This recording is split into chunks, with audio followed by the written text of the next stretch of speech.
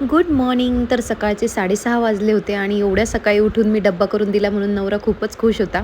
तर हॅलो, नमस्कार. तर खूप खूप स्वागत आहे तुमचं माझ्या या चॅनलवर. तर आज आहे संकष्टी आणि त्यामुळे मला फक्त आणि फक्त साबुदाण्याची खिचडीच बनवायची होती. त्यामुळे मी थोडंसं लवकर उठले कारण ह्यांना लवकर जायचं होतं. तर इकडे साबुदाण्याची खिचडी बनवते आहे. सोबतच मी बाकीची कामंही करत होते आणि सकाळी उठल्यानंतर लक्षात आलं की शेंगदाण्याचा कूटच संपला आहे आणि असं काही नसेल ना तर खूप गडबड होते. रात्री माझ्या लक्षात नाही आलं त्यामुळे शेंगदाण्याचा कूट पण गडबडीमध्ये केला. त्याचबरोबर मी डब्यामध्ये आज त्यांना दही देणार होते. दही, शेंगदाण्याचे लाडू आणि त्याचबरोबर साबुदाण्याची खिचडी.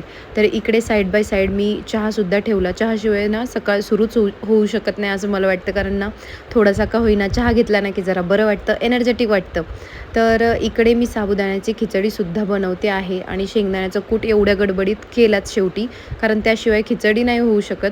तर इकडे मी चहासुद्धा बनवून माझा रेडी आहे. आणि हो, एवढ्या लवकर सगळी पटापट कामं आवरली आणि किचनमधून सुटका झाली की खूप बरं वाटतं, कारण बाकीची कामं करायला वेळ मिळतो. Thank you so much for watching.